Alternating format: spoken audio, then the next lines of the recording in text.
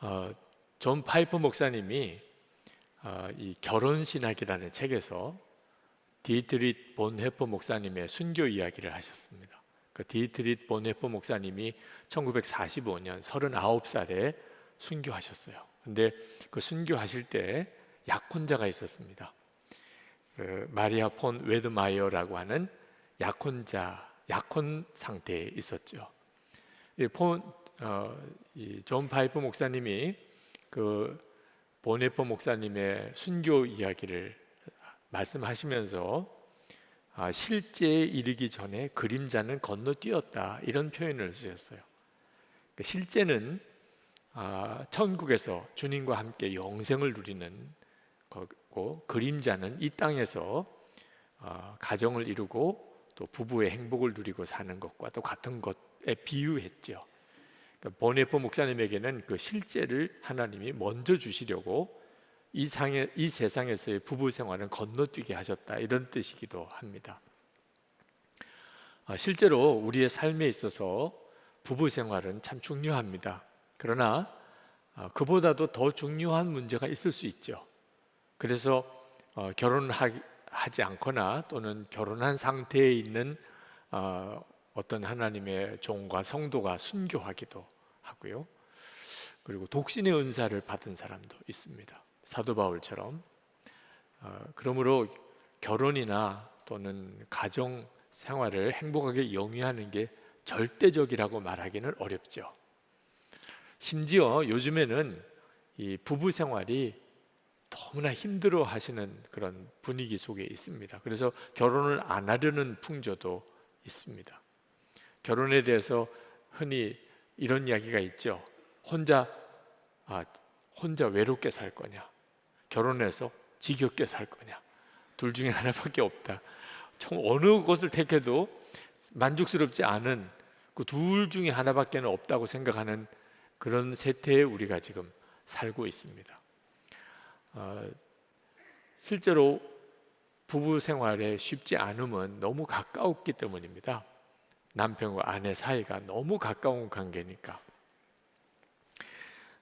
맥스 루카에도가 쓴 예수님처럼이라는 책에 보면 매인병이라는 병이 나오는데, 이 매인병은 아주 가까운 사람들끼리 도무지 서로 거리를 두고 살기가 어려울 정도로 그렇게 살기 때문에 일어나는 고통스러운 일들, 예를 들면 부부관계가 그렇고 부모 자녀 관계, 그리고 직장 동료, 이웃집, 아주 가깝게 지내기 때문에 그 사람들로 인해서 겪게 되는 여러 가지 관계의 어려움, 그래서 나타나는 증상이 분노 폭발이라든지 짜증스러움이라든지 또는 우울한 마음이든지 이런 증상들이 나타나는 것이라, 그 중에서 부부관계가 가장 어려운 관계인 겁니다. 매인병에 고통당하는 분들이 정말 많죠.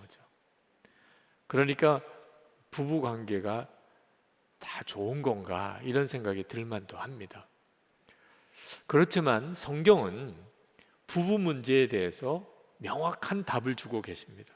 하나님의 아이디어로 우리에게 주신 아주 행복한 가정인 거예요. 만약에 우리에게 부부관계가 힘들기만 하다면 하나님이 아담과 하와를 부부로 그렇게 맺어 주실 리가 없죠. 절대로 인생의 무덤 아닙니다. 부부관계는 하나님이 행복하게 살게 만드신 거예요. 단 하나 조건이 있다면, 하나님이 만드셨기 때문에 하나님의 방법과 계획대로 부부 생활을 해야 하나님이 계획하신 그 은혜와 행복을 누릴 수 있다는 거죠. 그래서 베드로 사도가 지식을 따라 너의 아내와 동거하고, 그런 말씀을 하셨어요. 지식을 따르라는 말은 부부 생활에 우리가 알아야 될 지식이 있다는 겁니다. 하나님이 그냥 남자와 여자를 만드셔서 부부가 되어 살라고 하신 게 아니고, 어떻게 살으라 하고 부부 생활에 대해서, 가정 생활에 대해서 하나님이 행복한 삶을 사는 설계도를 주셨다는 거예요. 그게 성경 속에 있습니다. 그러니까 우리가 하나님의 말씀대로 사는 것이 대단히 중요해요. 여러분에게 만약에 여러분의 부부관계는 행복하십니까? 라고 이렇게 질문하면 선뜻 아멘, 그렇습니다, 이렇게 대답을 못 하실 분들이 꽤 있으십니다. 그러면 다시 한번 물어봐야 돼요. 당신들의 부부는 성경적으로 살고 있습니까? 물어봐야 돼요. 하나님이 가정을 세우셨으면 어떻게 사는 것에 대해서도 하나님이 말씀하셨습니다. 그런데 하나님이 어떻게 살라고 하는 것에 대해서는 관심이 없이 그저 내 마음에 들도록 그렇게 행복을 느끼도록 살게 해달라고 기도하거나 또는 그렇게 사는 것은 문제가 심각해지게 되는 거죠. 여러분, 서점에 가보면 가정생활, 부부생활에 대한 책이 꽤 많습니다. 성경이 가르치는 게 뭐냐? 굉장히 많이 팔린 책들도 있습니다. 혹시 그 중에 한 권 정도는 다 사서 보셨죠? 안타깝게도 많은 크리스천 부부들이 행복한 가정생활에 대한 성경의 가르침에 대한 책 한 권 읽은 적이 없으시다는 거예요. 그러면서 나는 행복한 가정이 되기를 원하고 행복한 부부생활을 하기를 원한다. 사실은 거짓말인 겁니다.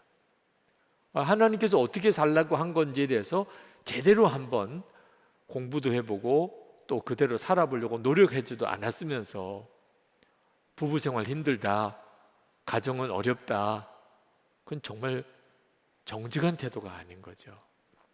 오늘 아주 짧은 주일 설교 시간이기 때문에 그 문제에 대해서 깊이 다 다루지 못하는 아쉬움이 있지만 가장 중요한 원리 하나는 오늘 여러분과 함께 나누고 싶은 것입니다.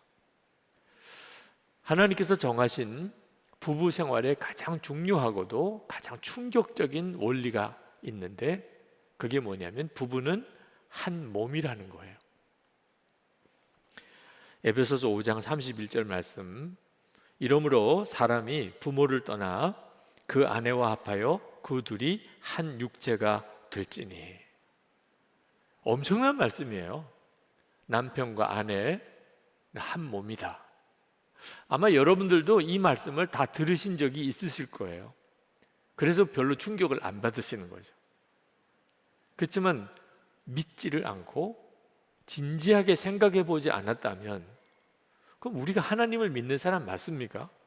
아니, 하나님을 믿는다면 성경 말씀이 하나님의 말씀이라고 믿는 거고 그렇다면 하나님의 말씀대로 살아야 하는 거잖아요. 그런데 부부가 한 몸이라고 성경에 말하고 있음에도 불구하고 그걸 알기도 하면서 실제로 진지하게 생각하지 않았다면 문제는 거기에 있는 겁니다. 왜 행복하게 살자고 그렇게 결혼해서 왜 이렇게 싸우고 살아야 되는가? 원인이 거기에 있는 거예요. 아내가 남편에게 예수님에게 하듯이 순종하라. 성경이 가르침이에요. 근데 많은 아내가 그것을 자존심 상한 말로 듣습니다. 요즘 세상이 어떤 세상인데 여자가 남자에게 순종하라니 말도 안 돼. 그냥 그렇게 여기는 거예요. 남편은 아내를 예수님께서 사랑하신 것처럼 사랑하라. 남편들도 그냥 귓전으로 흘려 듣습니다. 어떻게 그렇게 살 수 있겠어? 여러분, 아내가 남편에게 순종하는 거, 남편이 아내를 사랑하라는 말씀은 우리에게 어려운 명령을 주신 게 아닙니다. 우리가 부부가 한 몸이니까 그래서 주신 말씀이에요. 여러분, 몸이 머리에 순종하는 것은 절대로 자존심 문제가 아닙니다. 건강한 거죠. 그렇지 않아요? 팔, 다리가 머리가 지시하는 대로 그렇게 움직이는 것은 건강한 거죠. 만약에 따로 논다면 심각한 문제죠. 아내와 남편이 한 몸이니까. 그러니까 머리인 남편에게 아내가 순종하라. 그 말은 아주 건강한 부부 생활을 위하여 주님이 주신 말씀인 거예요. 문제는 남편과 아내가 하나라고 아내가 믿느냐 하는 거죠. 남편에게는 예수님이 사랑한 것처럼 아내를 사랑하라고 그랬습니다. 예수님이 예수님이 우리를 어떻게 사랑하셨죠? 우리의 죄를 예수님이 대신 지시고 십자가에 죽으셨어요. 그렇게 아내를 사랑하라는 겁니다. 아내가 나와 한 몸인데 아내의 잘못이 내 잘못인 거죠. 그게 뭐가 어려워요? 한 몸이라고 믿지 않으니까 그게 말도 안 되는 교훈인 것처럼 느껴질 뿐인 겁니다. 부부 사이가 사실은 교회와 예수님과의 관계와 같은 거예요. 에베소서 5장 31절 32절에 보면 그러므로 사람이 부모를 떠나 그의 아내와 합하여 그들이 한 육체가 될지니 이렇게 말씀하시고는 그 32절에 가서는 이 비밀이 크도다 나는 그리스도와 교회에 대하여 말하노라. 자, 여러분 예수님과 교회가 한 몸이신 것은 믿으십니까? 당연하죠. 그죠? 그렇다면 남편과 아내도 한 몸이라는 겁니다. 하나님이 그렇게 만드신 거예요. 하나님이에요. 여러분 예수님은 포도나무고 여러분은 가지고 여러분은 예수님 안에 예수님이 여러분 안에 계신 것을 믿습니까? 너무나 놀라운 은혜죠. 예수님과 우리는 한 몸이 되었어요. 우리에게 주어진 일은 믿느냐 안 믿느냐는 것만 다 남아 있습니다. 남편과 아내 사이도 똑같아요. 하나님이 이미 한 몸이 되게 해 주셨어요. 한 몸이 되도록 노력하는 거 아니에요. 한 몸이 되었음을 믿을 뿐인 거예요. 그 다음에 주님이 역사하세요. 남편과 내가 한 몸이다. 아내와 내가 한 몸이다. 내가 그 사실을 정말 믿고 그러니까 남편에게는 순종하고 아내를 사랑하면 그러면 그때부터 주님께서 우리 부부 생활에 이전에 경험해 보지 못했던 놀라운 은혜들을 한 몸이 되어 사는 놀라운 변화를 주님이 주신다는 거예요. 이처럼 부부가 한 몸이 되어서 살아가야 되는 일이 중요한 이유는 기도가 막히지 않게 되기 때문입니다. 베드로 사도가 이 7절 하반절에 이렇게 말씀합니다. 이는 너희 기도가 막히지 아니하게 하려 함이라. 여러분 부부 관계는 예수님과 함께하는 관계이기 때문에 영적인 관계예요. 그러니까 부부 관계가 깨어진 일은 영적인 영향력이 있습니다. 그 중에 대표적인 것이 기도가 안 되는 거예요. 부부 싸움하고 기도해 보신 분 있으시죠? 기도가 잘 되셨나요? 왜 기도가 안 되지요? 부부 관계가 깨어진 것 자체가 주님과의 관계가 깨어졌다는 뜻이에요. 그러니까 기도가 안 되는 겁니다. 기도의 능력을 잃어버리실 거예요. 그러지 않기 위해서 어떻든지 부부 관계가 깨어지지 않도록 지켜가야 하는 겁니다.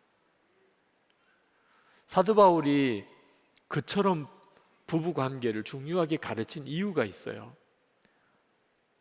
베드로 사도 시절에 초대교회는 순교의 위협 속에 있었습니다. 예수 믿으면 그걸 드러나면 끌려가서 죽는 그런 참 끔찍한 어려움 속에 있었어요. 자, 이런 위기 가운데 교회 공동체의 가장 큰 문제가 뭘까요? 분열과 깨어짐입니다. 그렇지 않아도 외적인 핍박이 심해요. 예수를 믿으면 붙들려 가서 죽게도 되고 모든 재산 다 잃어버려요. 이런 상황 속에 성도들 사이가 서로 용서와 사랑으로 하나가 되면 그러면 어떤 핍박 중에서도 이겨나갈 힘이 생겨요. 위로가 되고 그리고 인내할 수 있고 서로 격려가 되고. 그런데 만약에 교인들 사이에 분열이 생기고 서로 다툼이 일어나면 그러면 외적인 핍박 앞에 그냥 속절없이 교회는 다 깨져버리죠. 마귀는 무섭게 시험하고. 그런데 이 교회 공동체의 가장 원형이 뭐죠? 부부예요, 부부. 그러니까 부부 관계가 깨어지면 교회 공동체는 맥없이 무너져 버리는 거예요. 그러니까 베드로 사도가 성도들에게 그렇게 남편과 아내 사이에 서로 하나됨을 지키라고 권하는 겁니다. 이 문제는 베드로 때 이야기만 아니에요. 지금 우리들이 그때예요. 한국 교회가 큰 위기를 맞았다고들 하잖아요. 여러분들도 교회 문제를 심각하게 느끼실 겁니다. 자, 이런 때 우리가 어떻게 교회 공동체를 세워갈 수 있을까요? 부부 관계가 교회 공동체가 얼마나 영적으로 강한지를 그대로 보여주어요. 그래서 정말 담임 목사로서 여러분에게 간곡하게 부탁하는 거예요. 싸우지 좀 마세요. 여러분들이 싸우면 교회 공동체는 그 순간부터 기도 힘 다 잃어버려요. 맥없이 무너져요. 사람이 이렇게 많이 모인다고 꼭 교회가 영적으로 강한 게 아닙니다. 성도들의 가정 안에 부부 생활이 서로 정말 한 몸됨을 지키면서 기도의 힘을 부부가 가지고 있으면 그대로 교회는 영적으로 엄청난 힘을 가지게 돼요. 세상을 변화시킬 수 있는 힘이 교회에 있어요. 민족의 통일도 사실 교회에 달려있는 거예요. 근데 성도들의 가정의 부부 생활이 계속 서로 다투고 깨어져 있다면 수만 많은 거죠. 힘은 하나도 없는 겁니다. 예수님께서 해주신다는 거예요. 우리가 진짜 한 몸인 것을 믿으면. 그 다음엔 부부관계의 복은 주님이 이루신다는 거예요. 빌립보서 4장 13절에 능력 주시는 자 안에서 내가 모든 것을 할 수 있는, 여기 능력 주시는 자가 예수님입니다. 우리가 진짜 예수님 안에 있으면, 그러면 부부 사이에 가장 먼저 영향이 와요. 남편은 아내에게, 아내는 남편에게 순종과 사랑으로 하나가 돼요. 그러면 모든 것을 할 수 있다는 거예요.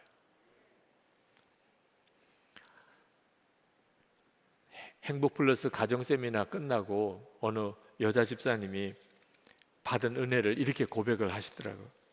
강의를 들으면서 우리 부부관계가 말씀에 기초하지 못함을 알게 되었습니다. 저는 부부가 한 몸인 것을 알지 못하였기에 저의 단점은 적당히 감추면서 남편의 단점은 여러 사람들에게 스스럼 없이 이야기하곤 했습니다.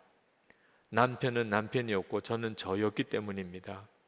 그런데 부부가 한 몸인 것을 알고 나니 남편의 단점을 가려주게 되었습니다. 남편의 단점이 저의 단점임을 알게 되었기 때문입니다. 시댁과의 관계에서 있었던 모든 상처와 미움도 눈 녹듯이 사라졌습니다. 이제는 시댁이나 친정이 전혀 다름이 없어졌기 때문입니다. 정말 놀랍고 기적 같은 일입니다. 저 스스로는 감히 해결할 수 없었고 너무 아파서 건드릴 수조차 없었던 가장 내면의 문제를 해결해 주신 주님을 찬양합니다. 여러분, 여러분의 가정의 부부 생활이 어떤지 저는 모르겠고 다 다르겠지만 어떤 부부도 예수님 안에서 완전히 다른 부부가 됩니다. 우리 부부는 한 몸이야. 아내는 순종하고 남편은 사랑하고.